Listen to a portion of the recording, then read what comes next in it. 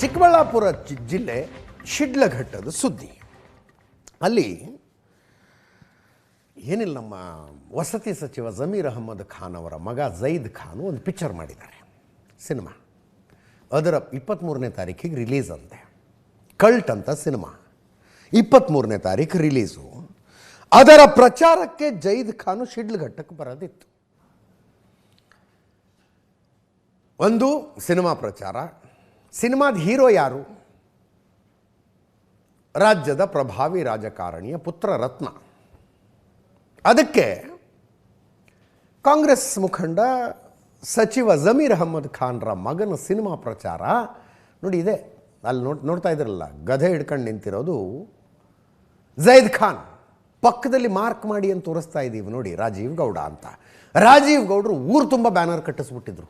ಜೈದ್ ಖಾನ್ಗೆ ಸ್ವಾಗತ ಕೋರಿ ಊರು ತುಂಬ ಬ್ಯಾನರ್ಸ್ ಕಟ್ಟಿಸ್ಬಿಟ್ಟಿದ್ರು. ಪರ್ಮಿಷನ್ ಇಲ್ಲ, ಏನೂ ಇಲ್ಲ, ಸುಡುಗಾಡು ಇಲ್ಲ. ಅದಕ್ಕೆ ಬ್ಯಾನರ್ ಕಟ್ಟೋಕೆ ಪರ್ಮಿಷನ್ ತಗೊಳ್ಬೇಕ್ರಿ. ಲೋಕಲ್ ಬಾಡಿ ಏನಿರುತ್ತಲ್ಲ, ಈಗ ಬೆಂಗಳೂರಿನಲ್ಲಿ ಅನ್ನೋದಾದರೆ GBAಗೆ ಒಂದಷ್ಟು ಫೀಸ್ ಇರುತ್ತೆ, ಅದನ್ನ ಕಟ್ಟಿ ಪರ್ಮಿಷನ್ ತಗೋಬೇಕು. ಬಳ್ಳಾರಿಯಲ್ಲಿ ಬ್ಯಾನರ್ ಗಲಾಟೆ ಆಯ್ತಲ್ಲ, ಬಳ್ಳಾರಿಯಲ್ಲಿ ಲೋಕಲ್ ಬಾಡಿಗೆ ಫೀಸ್ ಕಟ್ಟಿ ಪರ್ಮಿಷನ್ ತಗೊಂಡಿರ್ತಾರೆ ಅವರು.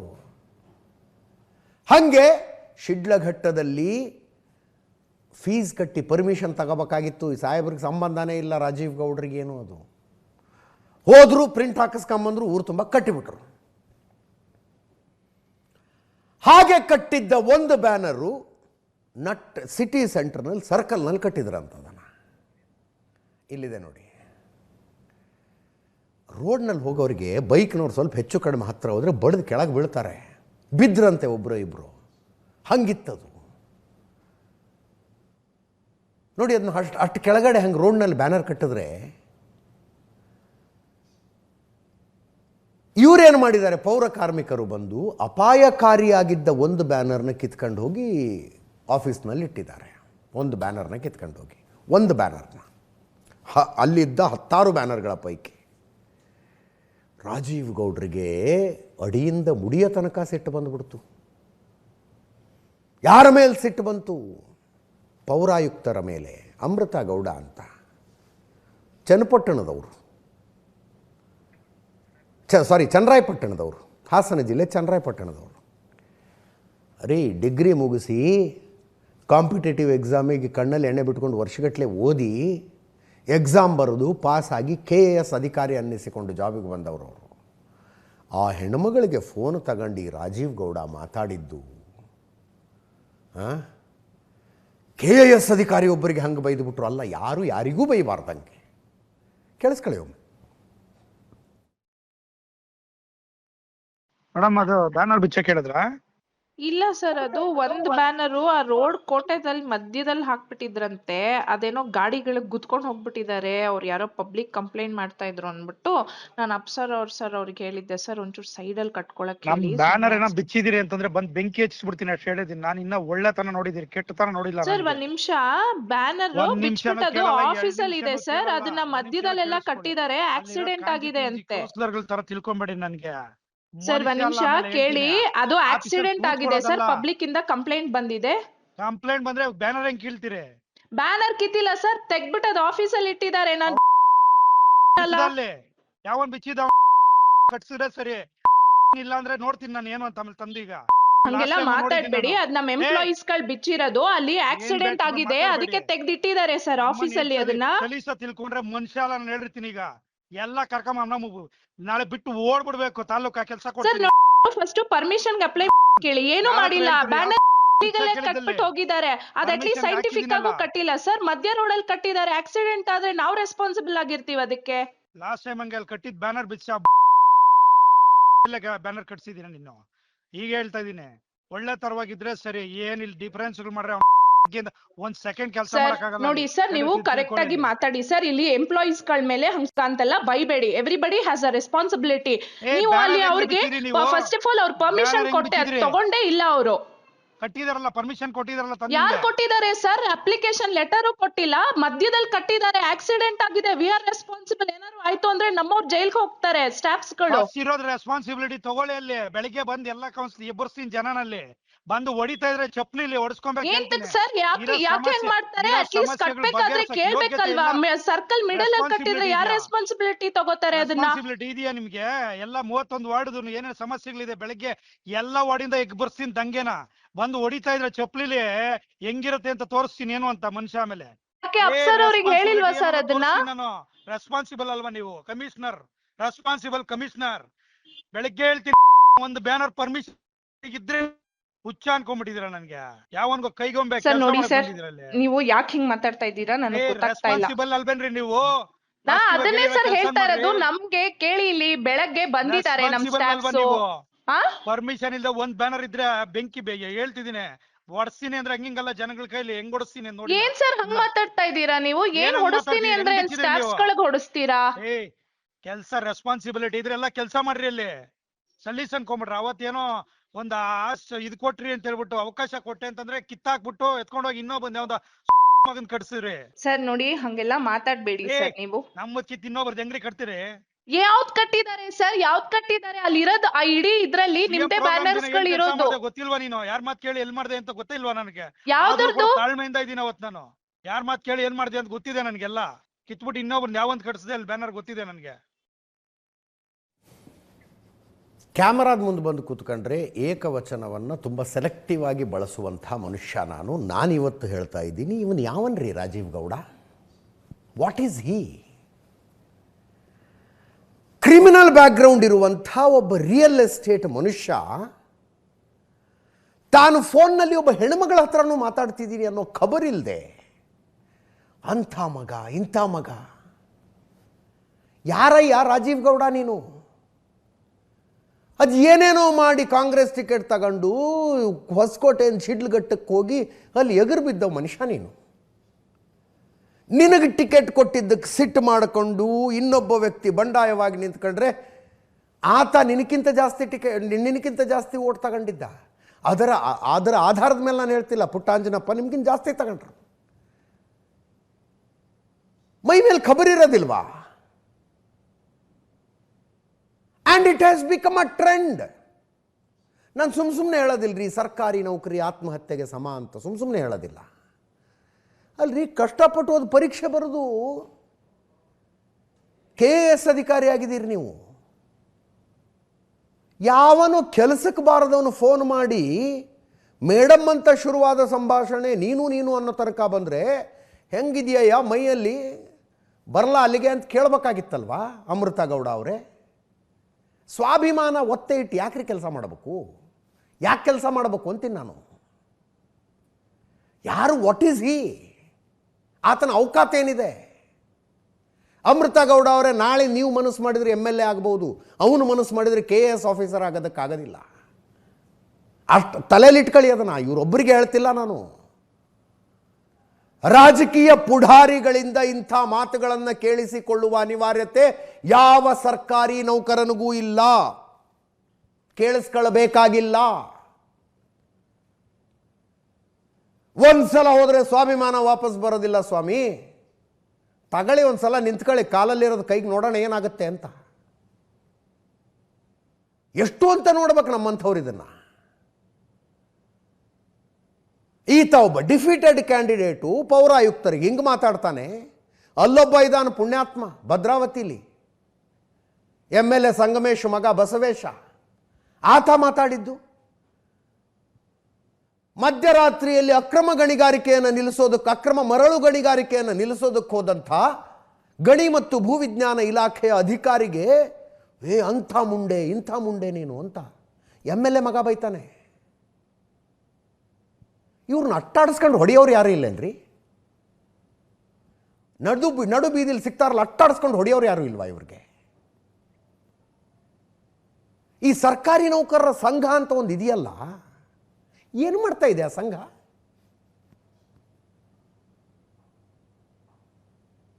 ಮಹಿಳಾ ಆಯೋಗ ಪತ್ರ ಬರೆದಿದೆಯಂತೆ ಶಿಡ್ಲಘಟ್ಟ ಪೊಲೀಸರಿಗೆ ಸೂಕ್ತ ಕ್ರಮ ಕೈಗೊಳ್ಳುವುದು.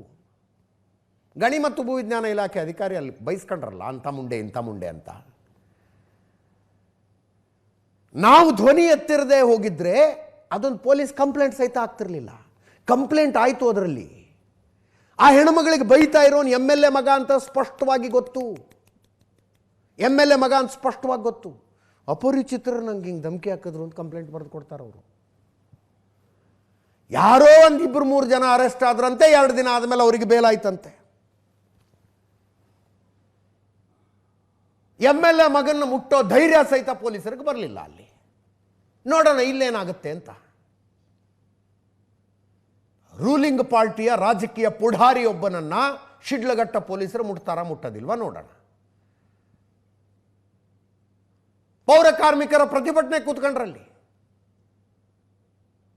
ಪ್ರತಿಭಟನೆಗೆ ಬಂದ ಅಮೃತಾ ಗೌಡ ಕಣ್ಣೀರಿಟ್ರು.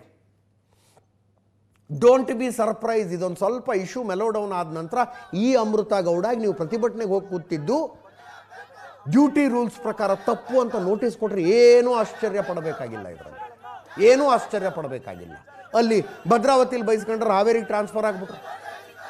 ಬೈದವ್ರು ಇನ್ನೂ ಓಡಾಡ್ತಿದ್ದಾರೆ ಗುಂಡಾಗಿರಿ ಮಾಡ್ಕೊಂಡು. ಇಲ್ಲಿ ಅಮೃತಾ ಗೌಡ ಈ ಪ್ರತಿಭಟನೆಗೆ ಬಂದು ಕಣ್ಣೀರಿಟ್ರು.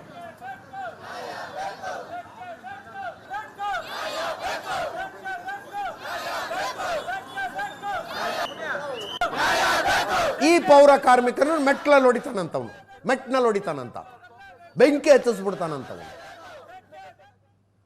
ನಿಮ್ಮಂಥವ್ರೆಲ್ಲ MLAಗಳು ಆಗ್ಬಿಟ್ರೆ ಕಥೆ ಏನ್ರಯ್ಯ. ಸುವರ್ಣ ನ್ಯೂಸ್ನಲ್ಲಿ ಒಂದು ಕಡೆ ಇವರು ಇದ್ರು ಅಮೃತಾ ಗೌಡ, ಇನ್ನೊಂದು ಕಡೆ ಆತ ಇದ್ದ ರಾಜೀವ್ ಗೌಡ. ಅವರ ಮನಸ್ಸಿಗೆ ನೋವಾಗಿದ್ದರೆ ಕ್ಷಮೆ ಕೋರುತ್ತೇನೆ ಅಂತ. ಮನಸ್ಸಿಗೆ ನೋವಾಗಿದ್ದರೆ ಕ್ಷಮೆ ಕೋರುತ್ತೇನೆ. ಕೇಳಿಸ್ಕೊಳ್ಳಿ ಅದನ್ನೊಮ್ಮೆ. ನಾನೀಗ ಹೇಳ್ತಿದ್ದೀನಿ, ಅವರು ನನಗೆ ಬ್ರದರ್ಲಿ ಇವಾಗ ಹೇಳ್ತಿದ್ದಾರೆ, ಬ್ರದರ್ಲಿ ಅವ್ರು ನನ್ನನ್ನು ಅಕ್ಸೆಪ್ಟ್ ಮಾಡಿದ್ದಾರೆ. ಖಂಡಿತ ನಾವು ಯಾವತ್ತು ಹಂಗೆ ಇದ್ದೀವಿ. ಅವ್ರು ನನಗೆ ಅಕ್ಕನೋ ತಂಗಿ ಥರನೇ. ಕಾರಣ ನನಗೆ ಉದ್ದೇಶಪೂರ್ವಕವಾಗಿ ಅಂದಿಲ್ಲ, ಆದರೂ ಹೇಳ್ತಿದ್ದೀನಿ, ನನ್ನಿಂದ ಏನಾದ್ರು ತಪ್ಪಾಗಿದೆ ಅಂತಂದ್ರೆ ಖಂಡಿತವಾಗ್ಲೂ ನಾನು ಅವ್ರ ತಪ್ಪಾಗಿದೆ ಅಂತಂದ್ರೆ ಅಲ್ಲ, ನನ್ನಿಂದ ತಪ್ಪಾಗಿದೆ, ಕ್ಷಮಿಸಿ ಅಮೃತಾ ಗೌಡ ಅವರೇ, ಇದು ಹೇಳಿದ್ರೆ ಕರೆಕ್ಟು. ನನ್ನಿಂದ ತಪ್ಪಾಗಿದ್ದರೆ ಕ್ಷಮಿಸಿ, ನನ್ನಿಂದ ತಪ್ಪಾಗಿದ್ದರೆ ವಿಷಾದ ವ್ಯಕ್ತಪಡಿಸಿ, ಇದೆಲ್ಲ ನಡೆಯಲ್ಲ. ನನ್ನಿಂದ ತಪ್ಪಾಗಿದೆ, ಕ್ಷಮಿಸಿ ಹೇಳಿ ಅದನ್ನ. ಮೇಡಮ್ ಅಮೃತಾ ಗೌಡ ಅವರೇ, ನಾನು ಮೇಡಮ್ ಹೇಳ್ತಿದ್ದೀನಿ, ಸಿಸ್ಟರ್, ನಮ್ಮ ತಂಗಿ ಇರ್ಬೋದು, ಅಕ್ಕ ಇರ್ಬೋದು, ದಯವಿಟ್ಟು ನನ್ನ ಕಡೆಯಿಂದ ಅದು ಬೇಕು ಅಂತ ಉದ್ದೇಶಪೂರ್ವಕ ಮಾತಾಡಿರೋದೆಲ್ಲ ಆದ್ರೂ ಕೂಡ ತಪ್ಪಾಗಿದೆ, ಕ್ಷಮಿಸಿ ಮೇಡಮ್ ಅಂತಾನೆ ಕೇಳ್ತೀವಿ. ಈ ಉದ್ದೇಶಪೂರ್ವಕವಾಗಿ ಮಾತಾಡಿದ್ದಲ್ಲ ಅಂದ್ರೆ ಏನು ಅರ್ಥ ಆಗಲಿಲ್ಲ ನನಗೆ. ಹೀಗೆ ಮಾತನಾಡುವವರ ಮನೆಯಲ್ಲಿ ಹೆಣ್ಮಕ್ಳು ಇರ್ತಾರಲ್ಲ, ನಿಮ್ಮ ಅಮ್ಮ ಇರ್ತಾರೆ, ಹೆಂಡತಿ ಇರ್ತಾರೆ, ಹೆಣ್ಮಕ್ಳು ಇರ್ತಾರೆ, ಅಕ್ಕ ತಂಗಿಯರು ಇರ್ತಾರೆ. ಅವರಿಗೆ ಯಾವನೋ ಹಿಂಗೆ ಮಾತಾಡಿದರೆ ನೀವು ಸಹಿಸಿಕೊಳ್ತೀರಾ? ಅಷ್ಟು ಮಾತ್ರ ಕೇಳ್ತೀನಿ ನಾನು. ನಿಮ್ಮ ಮನೆ ಹೆಣ್ಣುಮಕ್ಕಳಿಗೆ ಯಾರು ಹಿಂಗೆ ಮಾತಾಡಿದ್ರೆ ಕೇಳಿಸ್ಕೊಂಡು ಸುಮ್ಮನೆ ಇರ್ತೀರಾ? ಅವನು ಮನಸ್ಸಿಗೆ ನೋವಾಗಿದ್ದರೆ ಕ್ಷಮೆ ಕೋರ್ತೀನಿ ಅಂತ ನಿಮ್ಮ ಮನೆ ಹೆಣ್ಣುಮಕ್ಕಳನ್ನು ಬೈದವನು ಕ್ಷಮೆ ಕೋರಿದ್ರೆ ಆಯ್ತಪ್ಪ ಸರಿ ಬಿಡು ಬಿಟ್ಟು ಬಿಡೋಣ ಅಂತೀರಾ? ನಿಮಗೆ ರಾಜಕಾರಣದಲ್ಲಿದ್ದೀರಿ ಅಂದರೆ ತಲೆ ಮೇಲೆ 2 ಕೊಂಬಿರೋದಿಲ್ಲ ಸ್ವಾಮಿ, ಕೊಂಬಿರೋದಿಲ್ಲ ನಿಮಗೆ ತಲೆ ಮೇಲೆ 2. ಫಸ್ಟು ಅಕ್ಕಪಕ್ಕದಲ್ಲಿರುವವರನ್ನು, ಸಂಪರ್ಕಕ್ಕೆ ಬರುವವರನ್ನು ಬೇಸಿಕ್ ಹ್ಯೂಮನ್ ಡಿಗ್ನಿಟಿಯೊಂದಿಗೆ ಟ್ರೀಟ್ ಮಾಡೋದು ಕಲ್ಕಳಿ. Basic human dignity. ಪೌರಾಯುಕ್ತರನ್ನು ಗೌರವದಿಂದ ಮಾತಾಡಿಸಿ ಅಲ್ಲ, ಪೌರ ಕಾರ್ಮಿಕರನ್ನು ಅದೇ ಗೌರವದಿಂದ ಮಾತಾಡಿಸ್ಬೇಕು. ಏನು ರೂಲಿಂಗ್ ಪಾರ್ಟಿಲಿದ್ದೀರಿ ಅಂದರೆ ರೂಲ್ಸು ರೆಗ್ಯುಲೇಷನ್ ಸಂಬಂಧನೇ ಇಲ್ವಾ ನಿಮಗೆ? ಯಾರು ಪರ್ಮಿಷನ್ ತಗೊಂಡಿದ್ರಿ ಆ ಬ್ಯಾನರ್ ಕಟ್ಟೋದಕ್ಕೆ? ಈ ಅಮೃತಾ ಗೌಡ ಇನ್ ಕೇಸ್ ಪೌರ ಕಾರ್ಮಿಕರಿಗೆ ಹೇಳಿ ಆ ಬ್ಯಾನರ್ನ ಕಿತ್ತಿದ್ದೆ ಆದರೆ ಒಂದೇ ಬ್ಯಾನರ್ ಯಾಕೆ ಕಿತ್ತಿದ್ದು? ಪರ್ಮಿಷನ್ ಇಲ್ಲದೆ ಕಟ್ಟಲಾಗಿದ್ದ ಅಷ್ಟೂ ಬ್ಯಾನರ್ಗಳನ್ನು ಯಾಕೆ ಕೀಳಿಸಲಿಲ್ಲ? ಇದೇ ಬ್ಯಾನರ್ ಗಲಾಟೆ ಬಳ್ಳಾರಿಯಲ್ಲಿ ಒಬ್ಬ ಅಮಾಯಕ ಕಾಂಗ್ರೆಸ್ ಕಾರ್ಯಕರ್ತರ ಪ್ರಾಣ ತೆಗೆದಿದೆ ಸ್ವಾಮಿ. ಆ ರಾಜಶೇಖರನ ಬಡವ್ರ ಮನೆ ಹುಡುಗ ಬೀದಿಲ್ ಸತೋದ ಆತ ಗುಂಡು ತಿಂದು. ಇದೇ ಬ್ಯಾನರ್ ಗಲಾಟೆ.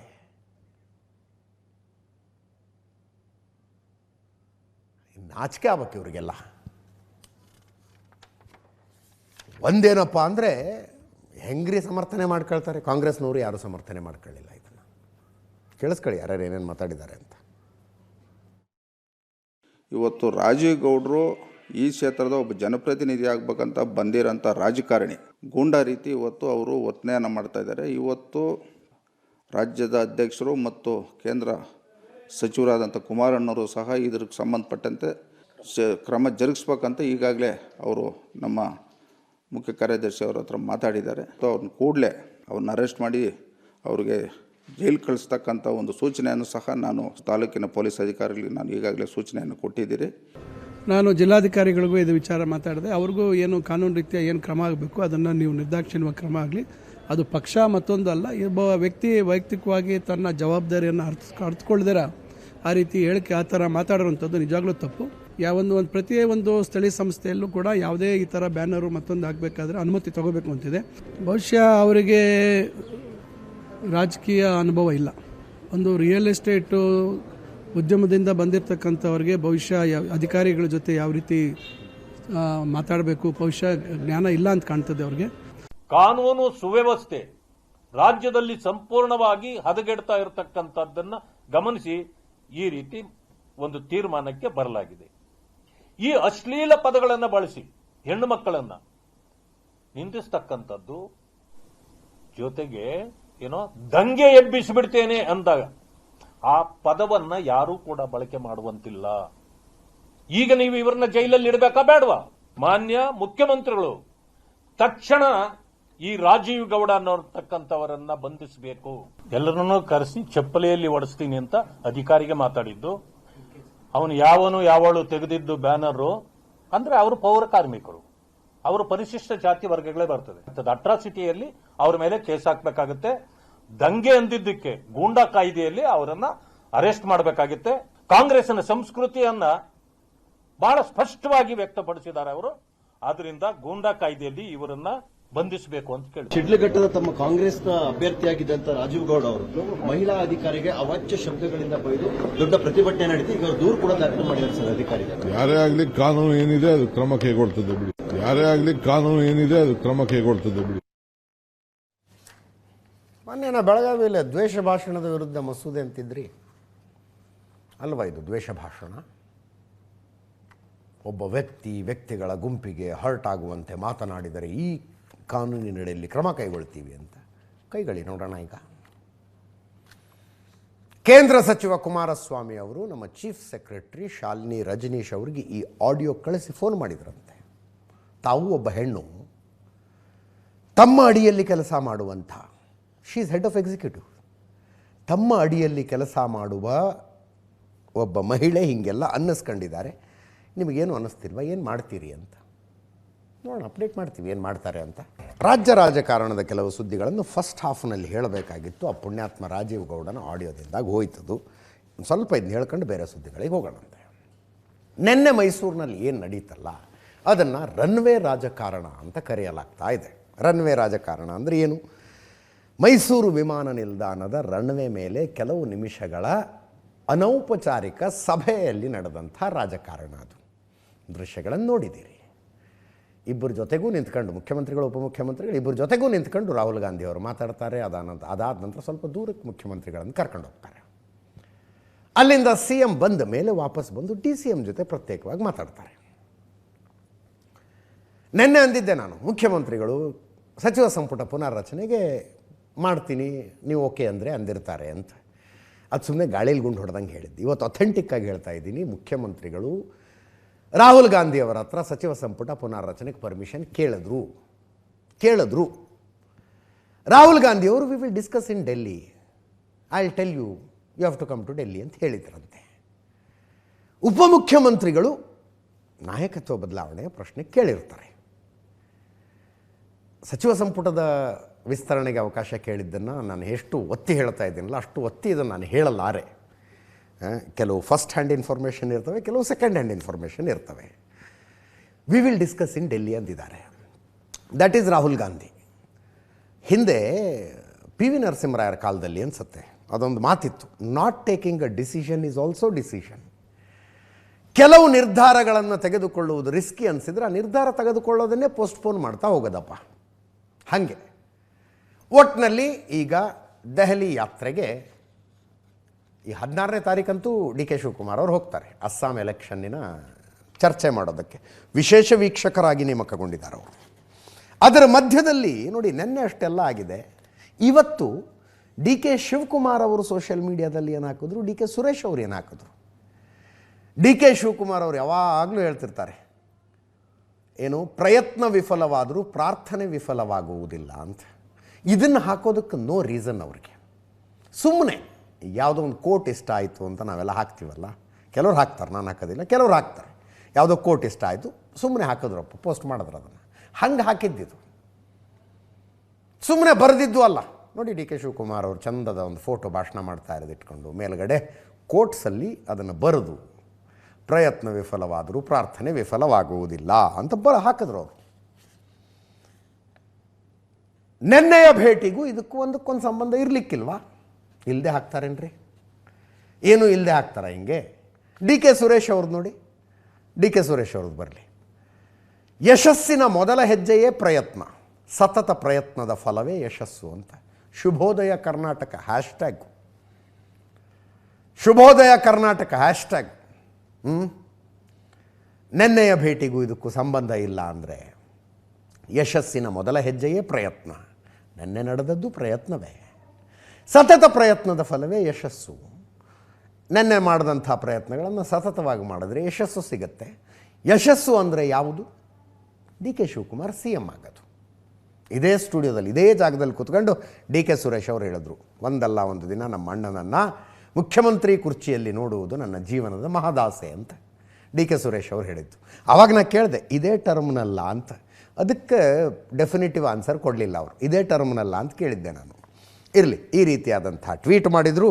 ಅದರ ಜೊತೆಗೆ AICC ಅಧ್ಯಕ್ಷ ಮಲ್ಲಿಕಾರ್ಜುನ ಖರ್ಗೆ ಅವರು ಬೆಂಗಳೂರಿನಲ್ಲಿದ್ದಾರೆ. ಅಣ್ಣ ತಮ್ಮ ಇಬ್ಬರೂ ಹೋಗಿದ್ದರು ಅವರ ಭೇಟಿಗೆ. ಮೊನ್ನೆ ಡಿ ಕೆ ಶಿವಕುಮಾರ್ ಅವರು ಹೋಗಿ ಮಲ್ಲಿಕಾರ್ಜುನ ಖರ್ಗೆ ಅವರನ್ನು ಭೇಟಿಯಾದರು. ನಾವೊಂದು 40-50 ನಿಮಿಷ ಅವರು ಮನೇಲಿ ಮಾತಾಡಿದ್ರು. ಅದಾದ ನಂತರ ಒಂದೇ ಕಾರಲ್ಲಿ HAL ಏರ್ಪೋರ್ಟಿಗೆ ಬಂದರು. ಅಲ್ಲಿಗೆ ಮುಖ್ಯಮಂತ್ರಿಗಳು ಬಂದು ಜಾಯ್ನ್ ಆದರು. 3 ಜನ ಒಂದೇ ಪ್ರೈವೇಟ್ ಫ್ಲೈಟ್ನಲ್ಲಿ ಕಲಬುರಗಿಗೆ ಹೋದರು ಯಡ್ರಾಮಿಯ ಕಾರ್ಯಕ್ರಮದಲ್ಲಿ ಭಾಗಿಯಾಗೋದಕ್ಕೆ. ಇವತ್ತು D K Shivakumar, D K Suresh ಇಬ್ಬರು ಕೂಡ ಮಲ್ಲಿಕಾರ್ಜುನ ಖರ್ಗೆ ಅವರನ್ನು ಭೇಟಿಯಾಗಿ ಮಾತಾಡೋದು. ಹತ್ತತ್ರ ಮನೆಯವ್ರದ್ದು, ನಡ್ಕೊಂಡು ಹೋಗಬಹುದಾದಷ್ಟು ದೂರದಲ್ಲಿ.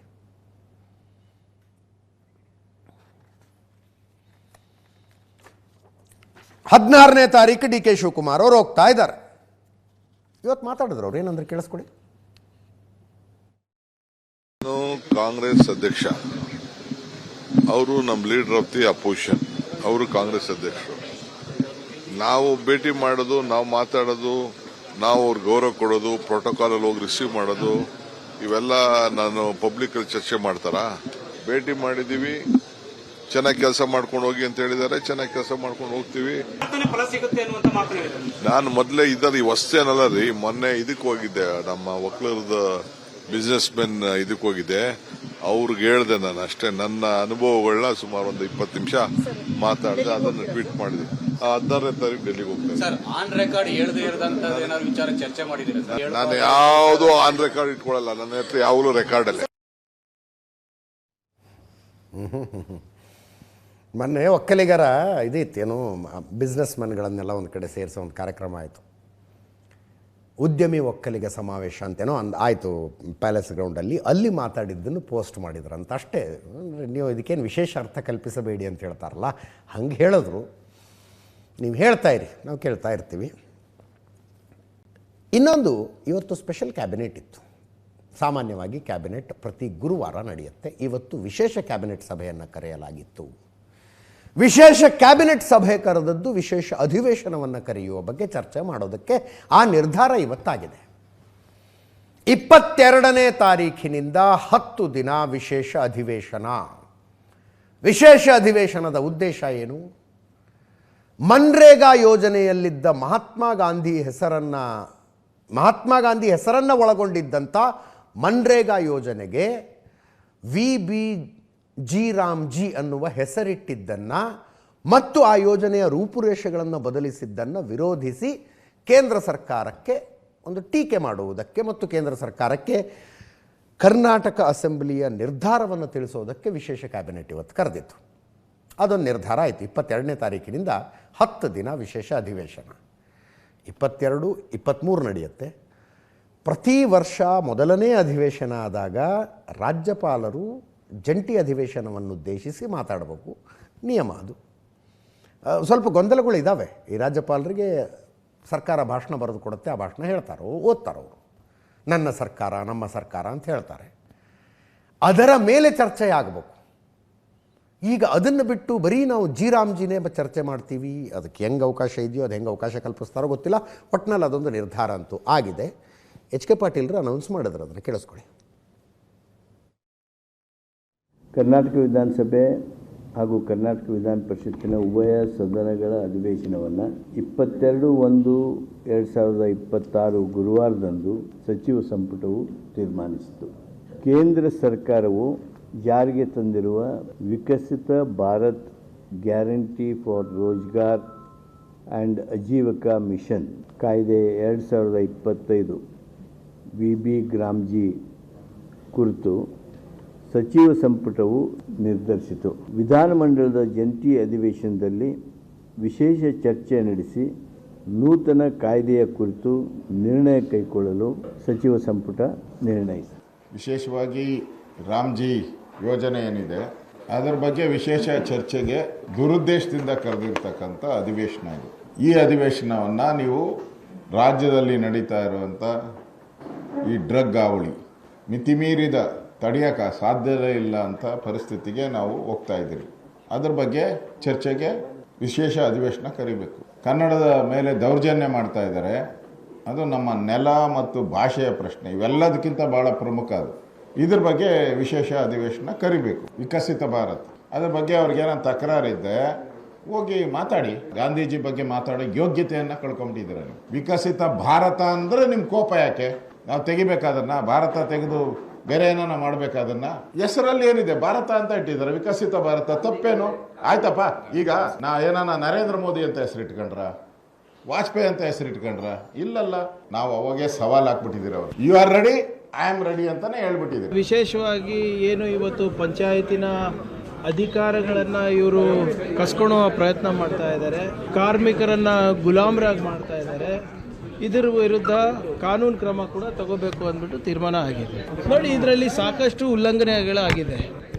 ಮತ್ತು ವಿಶೇಷವಾದಂಥ ಅಧಿವೇಶನವನ್ನು ಏನು ಕರಿಬೇಕು ಅಂತ ನಾವು ನಮ್ಮೆಲ್ಲರ ಬಯಕೆ ಇತ್ತು. ಅದು ಗವರ್ನರ್ ಅವರ ಹತ್ರ ಚರ್ಚೆ ಮಾಡಿ ಒಂದು ಡೇಟ್ ಕೊಡ್ತೀವಿ. ಒಂದು ಡೇಟಿಗೆ ನಾವು ಡೆಲ್ಲಿಯಲ್ಲಿ CWC ಆಯ್ತಲ್ಲ, ಕಾಂಗ್ರೆಸ್ ವರ್ಕಿಂಗ್ ಕಮಿಟಿಯ ಸಭೆ, ಆ ಸಭೆಯಲ್ಲಿ ನಿರ್ಣಯ ಕೈಗೊಳ್ಳಲಾಯಿತು ರಾಮ್ಜಿ ವಿರುದ್ಧ ನಾವು ಹೋರಾಡಬೇಕು ಅಂತ. ಅದನ್ನು ಎಲ್ಲ ರಾಜ್ಯಗಳ ಕಾಂಗ್ರೆಸ್ ಕಮಿಟಿಗಳಿಗೆ ಪಾಸ್ ಆನ್ ಮಾಡಲಾಗಿದೆ. DK ಶಿವಕುಮಾರ್ ಅವರು ಈ ರೀತಿಯ ಒಂದು ಸೂಚನೆಗಳನ್ನು ಯಾವತ್ತೂ ನಿರ್ಲಕ್ಷ್ಯ ಮಾಡೋರಲ್ಲ, ಯಾವತ್ತೂ ನಿರ್ಲಕ್ಷ್ಯ ಮಾಡೋದಿಲ್ಲ. ಅವರು ವೇದಿಕೆಯ ಭಾಷಣದಲ್ಲೇ ಹೇಳಿದರು, ಸೂಚನೆ ಪಾಲನೆ ಆಗಬೇಕು, ಶಾಸಕರುಗಳನ್ನು ಮಾಡಬೇಕು. ಎಲ್ಲೆಲ್ಲಿ ಕಾಂಗ್ರೆಸ್ ಶಾಸಕರುಗಳಿಲ್ಲವೋ ಅಲ್ಲಿ ವಿಧಾನ ಪರಿಷತ್ ಸದಸ್ಯರನ್ನು, ಅಂದರೆ ಗ್ರೌಂಡ್ ಲೆವೆಲ್ನಲ್ಲಿ ಇದರ ವಿರುದ್ಧ ಪ್ರತಿಭಟನೆ ಆಗಬೇಕು ಅಂತ ಅವರಂದ್ರು. 4-5 ಕಡೆ ನಾನು ಬರ್ತೀನಿ, ನಮ್ಮ ಇದಕ್ಕೆ ಶಿಕಾರಿಪುರಕ್ಕೆ ನಾನು ಬರ್ತೀನಿ ಅಂದರು ಅವರು. ಶಿಕಾರಿಪುರ ವಿಜಯೇಂದ್ರರ ಕ್ಷೇತ್ರಕ್ಕೆ ನಾನು ಬರ್ತೀನಿ ಅಂತ. ಅದಕ್ಕೆ ವಿಜಯೇಂದ್ರ ಅವರು ಬನ್ನಿ ಬನ್ನಿ ಅಂತಾರೆ. ಕೇಳಿಸ್ಕೊಳ್ಳಿ. ಕಂಪಲ್ಸರಿಯಾಗಿ AICC ಇಂದ ಏನು ನಮಗೆ ಕಾರ್ಯಕ್ರಮ ಕೊಟ್ಟಿದ್ದಾರೆ ಆ ಕಾರ್ಯಕ್ರಮ ಮಾಡಲೇಬೇಕು. ಯಾವ ದಾಕ್ಷಿಣ್ಯನೂ ಇಲ್ಲ.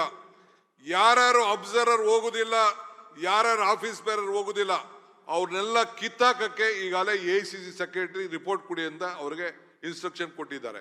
ಈ ಕಾರ್ಯಕ್ರಮದಲ್ಲಿ AICC ಕಾರ್ಯಕ್ರಮದಲ್ಲಿ ಯಾವ ತರದ ರಾಜಿ ಕೂಡ ಇಲ್ಲ. ಇದನ್ನು ಹೇಳಲಿಕ್ಕೆ ನಾನು ಬಯಸ್ತಾ ಇದ್ದೇನೆ. 5-6 ಕಡೆ ನಾನೇ ಬರ್ತೀನಿ. ಶಿಕಾರಿಪುರದಲ್ಲಿ ಫಸ್ಟ್ ನಾನೇ ಬರ್ತೀನಿ. ಪಾಪ ಅವ್ರೇನೋ ನಾನು ಆಹ್ವಾನಪ್ಪ ಅಂತ ನಾನೇ ದೊಡ್ಡ ಪ್ರತಿಭಟನೆ ಮಾಡ್ತೀನಿ ಅಂತ ಹೇಳ್ತಾ ಇದ್ದಾರೆ. ನಾನೇ ಬಂದು ಆ ಪಾದಯಾತ್ರೆಯಲ್ಲಿ ನಾನೇ ಉದ್ಘಾಟನೆ ಮಾಡಿ ನಾನೇ 5-6 ಕಿಲೋಮೀಟರ್ ನಡಿ ಅಂತ ಹೇಳ್ತೀನಿ. ಪಾದಯಾತ್ರೆ ಬೇಡ, ನಾನು ವಿನಂತಿ ಮಾಡ್ತೇನೆ ಮಾನ್ಯ DK ಶಿವಕುಮಾರ್ ಅವ್ರಿಗೆ, ಅವರೇ ಬಂದು ಶಿಕಾರಿಪುರದಲ್ಲಿ ಸ್ಪರ್ಧೆ ಮಾಡಲಿ ಅಂತ ವಿನಂತಿ ಮಾಡ್ತೇನೆ. ಇರಲಿ ಪಾಪ, ಅವರು ಆಂತರಿಕ ಕಚ್ಚಾಟ, ಒಬ್ಬರು ಮುಖ್ಯಮಂತ್ರಿ ಕುರ್ಚಿ ಉಳಿಸ್ಕೋಬೇಕು ಅನ್ನುವ ಆ ಕಾತರದಲ್ಲಿ ಅವರಿದ್ದಾರೆ. ನನ್ನ ತಾಳ್ಮೆನ ಕೆಣಕಬೇಡಿ, ನಾನು ಮುಖ್ಯಮಂತ್ರಿ ಆಗಬೇಕು ಅಂತ ಉಳಿದವರು ರೆಡಿ ಆಗಿದ್ದಾರೆ. ಇದರ ನಡುವೆ ರಾಜ್ಯದ ಜನ ಇವತ್ತು ಅನುಭವಿಸ್ತಾ ಇದ್ದಾರೆ. ನಿಜವಾಗ್ಲೂ ಕೂಡ ರಾಜ್ಯದಲ್ಲಿ ಏನೋ ಅಭಿವೃದ್ಧಿ ಆಗದೇನೆ ಭ್ರಷ್ಟಾಚಾರದಲ್ಲಿ ಮುಳುಗೋರಿರ್ತಕ್ಕಂಥ ಕಾಂಗ್ರೆಸ್ ಬಗ್ಗೆ. ಮುಂದಿನ ಸುದ್ದಿಗೆ ಹೋಗೋಣ. International news ಇರಾನದ್ದು.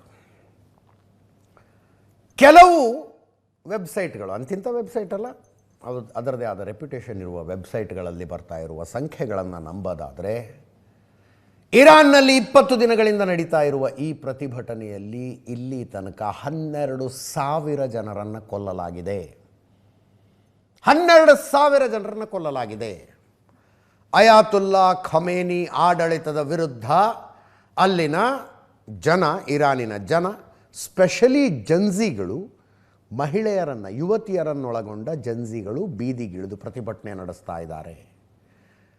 ನೋಡಿ, 3 ದಿನಗಳ ಹಿಂದೆ ಈ ಸುದ್ದಿಯನ್ನು ನಾನು ಹೇಳೋದಕ್ಕೆ ಶುರು ಮಾಡಿದಾಗ ಆವಾಗ ಅಪ್ಡೇಟ್ಗಳು ಬರೀ ಸಾವಿನ ಸಂಖ್ಯೆ, ಬರೀ ಅಲ್ಲ ದೊಡ್ಡ ಸಂಖ್ಯೆನೇ, ಸಾವಿನ ಸಂಖ್ಯೆ 50 ಅಂತಿದ್ದು. ಅಪ್ಡೇಟ್ ಆಗ್ತಾ ಹೋದು ನಂಬರು ಈಗ 12,000 ಜನ ಸತ್ತಿರಬಹುದು ಅಂತ.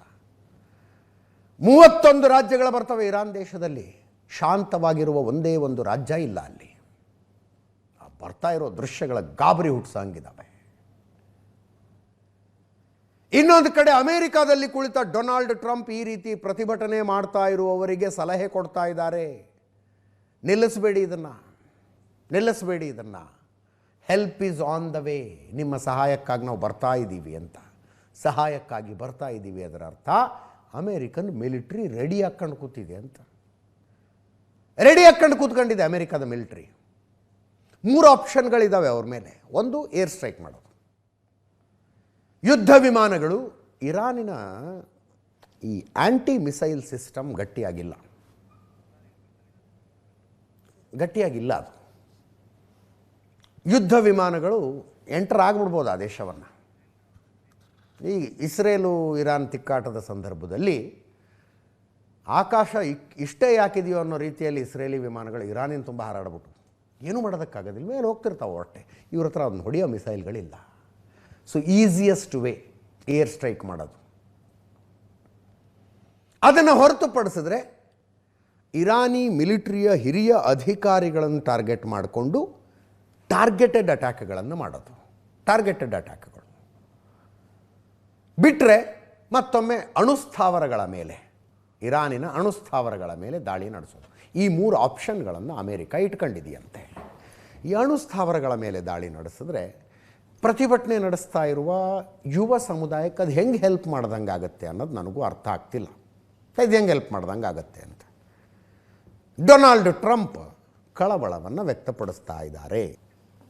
ಈ ಮಧ್ಯೆ ಪ್ರತಿಭಟನಾಕಾರರನ್ನು, ಈ ಪ್ರತಿಭಟನೆಯನ್ನು ಇನ್ಸ್ಟಿಗೇಟ್ ಮಾಡಿದವ್ರನ್ನ ಹಿಡಿದು ನೇಣಿಗೆ ಹಾಕುವ ಕೆಲಸ ಶುರುವಾಗಿದೆ ಇರಾಕ್ನಲ್ಲಿ.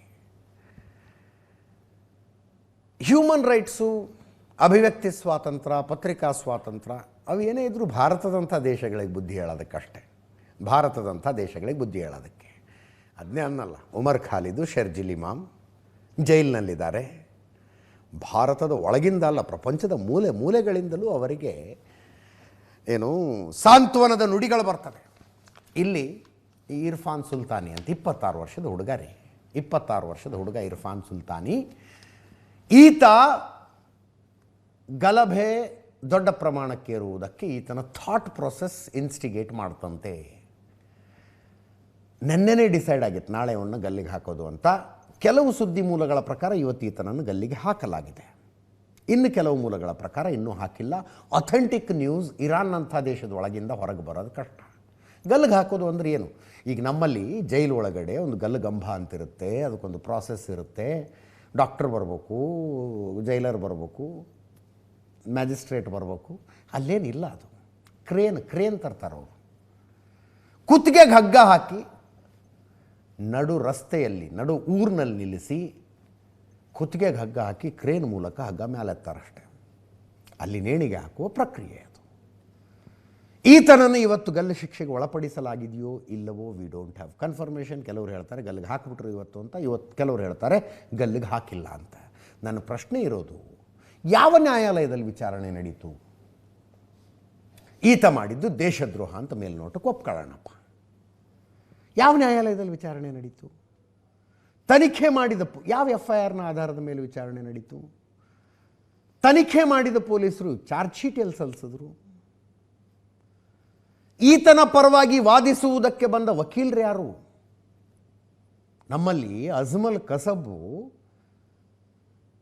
ಮುಂಬೈ ಟೆರರ್ ಅಟ್ಯಾಕ್ನ ದಾಳಿಕೋರ ಅಜ್ಮಲ್ ಕಸಬ್ ಸಿಕ್ಕರೆ ಪಾಕಿಸ್ತಾನದಿಂದ ಬಂದವನು ಅವನಿಗೊಬ್ಬ ವಕೀಲನನ್ನು ನಾವು ನಮ್ಮ ತೆರಿಗೆದಾರರ ದುಡ್ಡಿನಲ್ಲಿ, ನಾವು ಕೊಟ್ಟಿರುವ ತೆರಿಗೆ ದುಡ್ಡಿನಲ್ಲಿ ಅವನಿಗೊಬ್ಬ ವಕೀಲರನ್ನು ಕೊಡ್ತೀವಿ ನಾವು, ವಾದ ಮಾಡಿ ಅವನ ಪರವಾಗಿ ಅಂತ. ಇವನ ಪರವಾಗಿ ಯಾರು ವಾದ ಮಾಡಿದ್ರು? ಯಾವ ನ್ಯಾಯಾಧೀಶ ನೀನು ತಪ್ಪಿತಸ್ಥ ನಿನ್ನ ಗಲ್ಲು ಶಿಕ್ಷೆ ಅಂತ ಜಡ್ಜ್ಮೆಂಟ್ ಪ್ರೊನೌನ್ಸ್ ಮಾಡಿದ ನ್ಯಾಯಾಧೀಶ ಯಾರು? ಲಾಸ್ಟ್ ಇಯರ್ ಡಿಸೆಂಬರ್ ಎಂಡ್ನಲ್ಲಿ ಈ ಪ್ರತಿಭಟನೆಗಳು ಶುರುವಾದವು. ಈತ ಇರ್ಫಾನ್ ಸುಲ್ತಾನಿ ಕರಾಜ್ ನಗರದ ಫಾಲ್ಡಿಸ್ ಪ್ರದೇಶದ ನಿವಾಸಿ. ಈತ ಯುವಕ ಯುವತಿಯರನ್ನ ಭಡ್ಕಾಯಿಸ್ತಾ ಇದ್ದಾನೆ ಅನ್ನೋ ಆರೋಪದ ಮೇಲೆ ಜನವರಿ 8ನೇ ತಾರೀಕು ಅರೆಸ್ಟ್ ಆದ. 8ನೇ ತಾರೀಕು, ಇವತ್ತು ಡೇಟ್ 14, 9, 10, 11, 12, 13, 14 ಒಂದು ವಾರದಲ್ಲಿ ಈತನನ್ನು ಗಲ್ಲು ಶಿಕ್ಷೆಗೆ ನಿರ್ಧಾರ ಆಗಿಬಿಡುತ್ತೆ ಅನ್ನೋದಿದ್ರೆ, ಪತ್ರ ಬರೆದ ನ್ಯೂಯಾರ್ಕ್ ಮೇಯರ್ ಮಮದಾನಿ, ಉಮರ್ ಖಾಲಿದ್ಗೆ ಪತ್ರ ಬರೆದ ಮಮದಾನಿ ಇರ್ಫಾನ್ ಸುಲ್ತಾನಿಗೆ ಬರೆಯೋದಿಲ್ವಾ? We are with you brother ಅಂತ. ಕರಾಜ್ನಲ್ಲಿ ನಡೆದ ಪ್ರತಿಭಟನೆಯಲ್ಲಿ ಈತನನ್ನು ಅರೆಸ್ಟ್ ಮಾಡಲಾಯಿತು. ಈತನ ಮೇಲೆ ಹೊರಿಸಿದ ಆರೋಪ ದೇವರ ವಿರುದ್ಧ ಹೋರಾಡ್ದ ಅಂತ. ದೇವರ ವಿರುದ್ಧ ಹೋರಾಡ್ದ ಅನ್ನುವ ಆರೋಪವನ್ನು ಈತನ ಮೇಲೆ ಹೊರಿಸಲಾಯಿತು. ಅಂದರೆ ಅಯಾತುಲ್ಲಾ ಖೊಮೇನಿ ದೇವರ ಹೌದು ಅನ್ನೋದಾದರೆ ಇದನ್ನು ಶಿರ್ಕ್ ಅನ್ನಬಾರ್ದ? ದೇವರ ವಿರುದ್ಧ ಹೋರಾಡಿದ ಆರೋಪ ಅಂತಂದರೆ ಯುವಕನ ಪೋಷಕರ ಆರೋಪ ಮಾಡ್ತಾ ಇದ್ದಾರೆ. ಯಾವ ವಿಚಾರಣೆಯೂ ಇಲ್ಲದೆ ಮರಣದಂಡನೆಯನ್ನು ವಿಧಿಸಲಾಗಿದೆ. ಜೈಲಿನಲ್ಲಿ ನನ್ನ ಮಗನ ಜೊತೆಗೆ ನನಗೆ ಮಾತಾಡೋದಕ್ಕೆ ಅವಕಾಶ ಕೊಡಲಿಲ್ಲ, ಮಗನ ಪರವಾಗಿ ವಕೀಲರ ನೇಮಕಕ್ಕೆ ಅವಕಾಶ ಕೊಡಲಿಲ್ಲ. ಅಂತಾರಾಷ್ಟ್ರೀಯ ಮಾನವ ಹಕ್ಕುಗಳ ಆಯೋಗ ಮಧ್ಯಪ್ರವೇಶಿಸಬೇಕು ಅಂತ ಇರ್ಫಾನ್ ಸುಲ್ತಾನಿ ತಂದೆ ತಾಯಿ ಬೇಡಿಕೊಳ್ತಾ ಇದ್ದಾರೆ. ಮಾನವ ಹಕ್ಕುಗಳ ಆಯೋಗ ಏನೇ ಇದ್ದರೂ ಭಾರತದಂಥ ದೇಶಗಳಿಗೆ ಬುದ್ಧಿ ಹೇಳೋದಕ್ಕಿದು, ಭಾರತದಂಥ ದೇಶಗಳಿಗೆ ಬುದ್ಧಿ ಹೇಳೋದಕ್ಕೆ. ಈ ಗಲ್ಲು ಶಿಕ್ಷೆಯ ಬಗ್ಗೆ ಡೊನಾಲ್ಡ್ ಟ್ರಂಪ್ಗೆ, ಅಮೆರಿಕದ ಅಧ್ಯಕ್ಷರಿಗೆ ಪತ್ರಕರ್ತರು ಪ್ರಶ್ನೆ ಕೇಳಿದ್ರು. ಭಾರತ ಸರ್ಕಾರ ಇರಾನ್ನಲ್ಲಿರುವ ಭಾರತೀಯರಿಗೆ ಸೂಚನೆ ಕೊಟ್ಟಿದೆ, ಬಿ ಕೇರ್ಫುಲ್, ಸಾಧ್ಯ ಆದರೆ ಇರಾನ್ನಿಂದ ಹೊರಗೆ ಬಂದುಬಿಡಿ ಅಂತ. ಹೆಂಗಾಗುತ್ತೋ ಹಾಗೆ, ಯಾವ ಮಾರ್ಗದ ಮೂಲಕ ಆಗುತ್ತೋ ಆ ಮಾರ್ಗದ ಮೂಲಕ ಹೊರಗೆ ಬನ್ನಿ. ನೀವು ಅಲ್ಲೇ ಇರೋದಾದರೆ ಪ್ರತಿಭಟನೆ ನಡೀತಾ ಇರುವ ಸ್ಥಳಗಳಿಂದ ಸಾಧ್ಯ ಆದಷ್ಟು ದೂರದಲ್ಲಿರಿ ಅನ್ನುವ ಅಡ್ವೈಸರಿಯನ್ನು ವಿದೇಶಾಂಗ ಇಲಾಖೆ ಬಿಡುಗಡೆ ಮಾಡಿದೆ. ಈ ಮಧ್ಯದಲ್ಲಿ ಅಯಾತುಲ್ಲಾ ಖಮೇನಿ ಸರ್ಕಾರವನ್ನು ಬೆಂಬಲಿಸಿ ಭಾರತದಲ್ಲಿ ಪ್ರತಿಭಟನೆ, ಕಾಶ್ಮೀರದಲ್ಲಿ ಪ್ರತಿಭಟನೆ, ಲಡಾಖ್ನಲ್ಲಿ ಪ್ರತಿಭಟನೆ, ಲಡಾಖು ಕಾರ್ಗಿಲ್ನಲ್ಲಿ ಪ್ರತಿಭಟನೆ. ಡೊನಾಲ್ಡ್ ಟ್ರಂಪ್ ಮತ್ತು ಬೆಂಜಮಿನ್ ನೆತನ್ಯಾಹು ಅಣಕು ಶವಪೆಟ್ಟಿಗೆಗಳನ್ನು ಮಾಡಿ ಎಳ್ಕೊಂಡು ಹೋದ್ರು ಅವರು ರೋಡಲ್ಲಿ. ನಿಮಗೆ ಇನ್ನೂ ಬಿಡಿಸಿರ್ತೀನಿ. ಇರಾನ್ ಶಿಯಾ ಮೆಜಾರಿಟಿ ದೇಶ, ಅಯಾತುಲ್ಲಾ ಖಮೇನಿ ಶಿಯಾ. ಭಾರತದಲ್ಲಿ ಲಡಾಖ್ ಮತ್ತು ಕಾರ್ಗಿಲ್ ಭಾಗದಲ್ಲಿ ಶಿಯಾಗಳ ಸಂಖ್ಯೆ ಜಾಸ್ತಿ, ಕಾಶ್ಮೀರ ಕಣಿವೆಯಲ್ಲಿ ಸುನ್ನಿಗಳ ಸಂಖ್ಯೆ ಜಾಸ್ತಿ. ಶಿಯಾಗಳಿಗೆ ಮೊಹರಂ ಮಾಡೋದಕ್ಕೆ ಅವಕಾಶ ಇರಲಿಲ್ಲ ಇಲ್ಲಿ. 3-4 ವರ್ಷದಿಂದ ಮತ್ತೆ ಅವಕಾಶ ಆಗಿದೆ ಅವ್ರಿಗೆ ಮೊಹರಂ ಮಾಡೋದಕ್ಕೆ. ಇಷ್ಟು ವರ್ಷ ಮಾಡೋದಕ್ಕೆ ಆಗ್ತಿರಲಿಲ್ಲ. ಯಾಕಂದರೆ ಮೊಹರಂ ಆಚರಣೆ ಅಂದರೆ ಯಾವ ಮಾದರಿಯಲ್ಲಿ ಶಿಯಾಗಳು ಮೊಹರಮ್ಮನ್ನು ಆಚರಿಸ್ತಾರೋ ಅದನ್ನು ಸುನ್ನಿಗಳು ಒಪ್ಪೋದಿಲ್ಲ. ಅವಕಾಶ ಕೊಟ್ಟಿರಲಿಲ್ಲ ಅವರು, ಮಾಡೋಂಗಿಲ್ಲ ನೀವು ಅಂತ. 3-4 ವರ್ಷದಿಂದ ಶುರುವಾಗಿದೆ ಅದು ಮತ್ತೆ. This is Shia majority. You can say ಇದು ಶಿಯಾಗಳ ಪ್ರತಿಭಟನೆ ಅಂತ. ನಾನು ಇಸ್ರೇಲ್ ಯುದ್ಧದ ಕವರೇಜ್ಗೆ ಹೋದಾಗಲೂ ಹಿಂಗೆ ಆಗಿತ್ತು. ವೆಸ್ಟ್ ಬ್ಯಾಂಕ್ ಒಳಗಡೆ ಹೋದೆ ನಾನು. ಅಂದರೆ ಪ್ಯಾಲೆಸ್ಟೈನಿಯನ್ ಒಪಿನಿಯನ್ ತಗೋಬೇಕು ಅಂತ. ಇಸ್ರೇಲಿಯರ್ ಒಪಿನಿಯನ್ ಸಿಗ್ತವ್ರಿ. ಅವರನ್ನು ಖಂಡ ತುಂಡವಾಗಿ ವಿರೋಧಿಸುವ ಪ್ಯಾಲೆಸ್ಟೈನಿಯನ್ನರ ಒಪಿನಿಯನ್ ತಗೋಬೇಕು ಅಂತ ವೆಸ್ಟ್ ಬ್ಯಾಂಕ್ ಒಳಗಡೆ ಹೋದೆ. ವೆಸ್ಟ್ ಬ್ಯಾಂಕ್ನಲ್ಲಿ ಅಲ್ ಮನಾರ್ ಸ್ಕ್ವೇರ್ ಅಂತ ಒಂದಿದೆ. ಅಲ್ ಮನಾರ್ ಸ್ಕ್ವೇರ್, ಅಲ್ಲೇ ಪ್ರತಿಭಟನೆಗಳು ನಡೀತವೆ ಅಂತ. ಸಾಯಂಕಾಲ ಹೋಗಿ ನಿಂತ್ಕೊಂಡೆ ನಾನು. ಪ್ರತಿಭಟನೆ ಜನ ಬರ್ತಾರೆ, ಅವ್ರನ್ನ ಮಾತಾಡ್ಸೋಣ, ಇಸ್ರೇಲ್ ವಿರುದ್ಧ ಅವರ ಆಕ್ರೋಶವನ್ನು ತೋರಿಸೋಣ ಅಂತ ಒಂದು 3-4 ತಾಸು ವೇಟ್ ಮಾಡಿದೆ. ಯಾರೂ ಬರಲೇ ಇಲ್ಲ. ನಾನು ಕೇಳಿದೆ ಅಕ್ಕಪಕ್ಕದಲ್ಲಿರೋರಿಗೆ, ಇಲ್ಲ ಎವ್ರಿ ಡೇ ನಡೀತವೆ, ಒಂದೊಂದು ದಿವಸ ನಡೆಯೋದಿಲ್ಲ, ಇವತ್ತು ನಡೀಲಿಲ್ಲ ನೋಡಿ ಪ್ರತಿಭಟನೆ ಅಂತ. ವಾಪಸ್ ಬಂದು ಕಾರಲ್ಲಿ ಕೂತ್ಕೊಂಡು ಸುಮ್ಮನೆ ಫೇಸ್ಬುಕ್ ಓಪನ್ ಮಾಡಿದರೆ ಬೆಂಗಳೂರಿನ MG ರಸ್ತೆಯಲ್ಲಿ ಇಸ್ರೇಲ್ ವಿರುದ್ಧ ಪ್ರತಿಭಟನೆ ನಡೀತು ಅನ್ನುವ ದೃಶ್ಯಗಳು ಬರ್ತಾಯಿದ್ವು. ಹಾಗೆ ಅಲ್ಲಿ ಇರಾನ್ನಲ್ಲಿ ಇರಾನಿ ಯುವಕ ಯುವತಿಯರು ಬೀದಿಗಿಳಿದು ತಮ್ಮನ್ನು ಆಳ್ತಾ ಇರುವ ಕಟ್ಟರ್ಪಂಥೀಯ ಇಸ್ಲಾಮಿಕ್ ರೆಜಿಮ್ ವಿರುದ್ಧ ಬೀದಿಗಿಳಿದಿದ್ದಾರೆ, ಹೋರಾಡ್ತಾ ಇದ್ದಾರೆ. ಇಲ್ಲಿ ಆ ರೆಜಿಮನ್ನು ಬೆಂಬಲಿಸಿ ಪ್ರತಿಭಟನೆ ನಡೀತಾ ಇದೆ.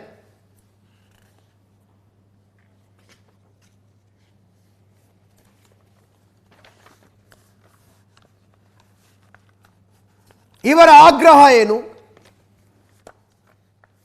ಅಯಾತುಲ್ಲಾ ಖಮೇನಿ ಸರ್ಕಾರಕ್ಕೆ ತೊಂದರೆ ಆಗಬಾರದು ಅಂತ.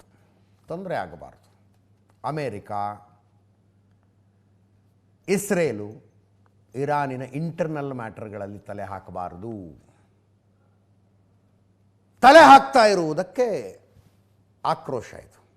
ಶವಪೆಟ್ಟಿಗೆ ಮಾಡಿ ಪ್ರತಿಭಟನೆ ನಡೆಸುವ ಮೂಲಕ ಆಕ್ರೋಶ.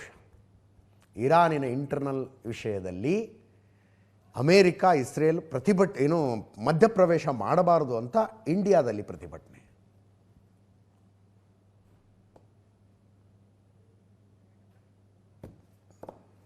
ನಡೀತಾ ಇರಲಿ, ನಾವು ಹೇಳ್ತಾ ಇರ್ತೀವಿ ಅಷ್ಟೇ. ಇದರೊಂದಿಗೆ ಇವತ್ತಿನ ನ್ಯೂಸ್ ಅವರು ಮುಗಿಸ್ತಾ ಇದ್ದೀನಿ. ನೇರ ದಿಟ್ಟ ನಿರಂತರ ಸುದ್ದಿಗಾಗಿ ನೋಡ್ತಾ ಇರಿ ಏಷ್ಯಾನೆಟ್ ಸುವರ್ಣ ನ್ಯೂಸ್.